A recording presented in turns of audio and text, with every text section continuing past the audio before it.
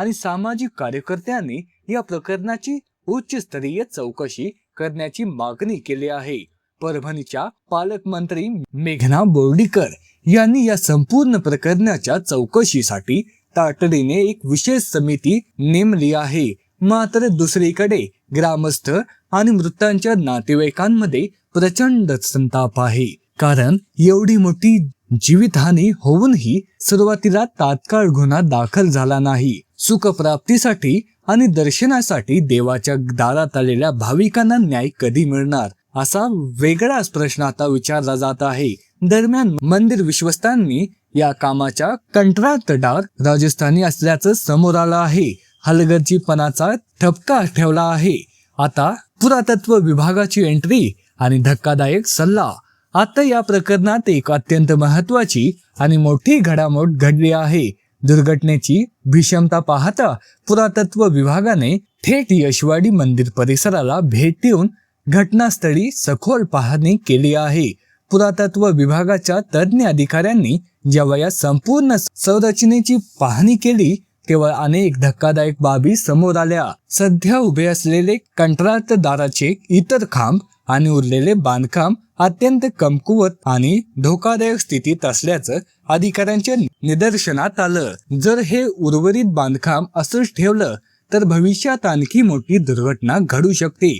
म्हणूनच पुरातत्व विभागाने प्रशासनाला पहिली महत्वाचा सल्ला दिला की जे कमकुवत आणि धोकादायक दगडी खांब अजूनही उभे आहेत ते तातडीनं हायड्रोलिक क्रेनच्या सहाय्याने सुरक्षितपणे हटवण्यात यावे। दुसरा आणि सर्वात मोठा निर्णय म्हणजे मुख्य मंदिराच्या वास्तूची सुरक्षता तपासणे।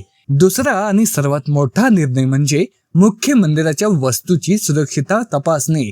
हे मंदिर जुनं आणि ऐतिहासिक महत्वाचं असल्यामुळे सभामंडप कोसळल्याने मुख्य मंदिराच्या गाभाऱ्याला किंवा मूळ वास्तूला काही अंतर्गत तडे गेले आहेत का, त्याची पायाभरणी हलकी आहे का, हे तपासणं अत्यंत गरजेचं आहे। यासाठी पुरातत्व विभागाने स्पष्ट केले आहे की मुख्य मंदिराच्या संपूर्ण वास्तूची डीप स्केचिंग म्हणजे सखोल तांत्रिक स्कॅनिंग केली जाईल। आधुनिक उपकरणाच्या सहाय्याने भिंती आणि पायाची आतील स्थिती तपासली जाईल।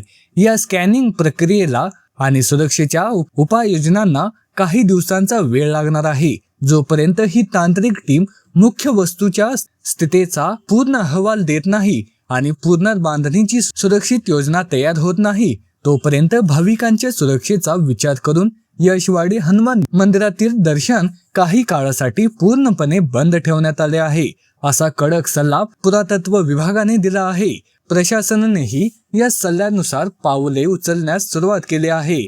देवाच्या चरणी माथा टेकण्यासाठी गेलेली माणसं आज पंचित्वात विलीन झाले आहेत। यशवाडीची ही घटना आपल्याला एक मोठा धडा देऊन गेली आहे की धार्मिक स्थळांवर जेव्हा मोठी बांधकाम चालतात तेव्हा भाविकांच्या सुरक्षेला सर्वोच्च प्राधान्य मिळायलाच हवं। पुरातत्व विभागाच्या स्कॅनिंग नंतर या मंदिराचं भविष्य काय आणि दोषींवर काय कारवाई होईल याकडे आता संपूर्ण महाराष्ट्राचं लक्ष आहे।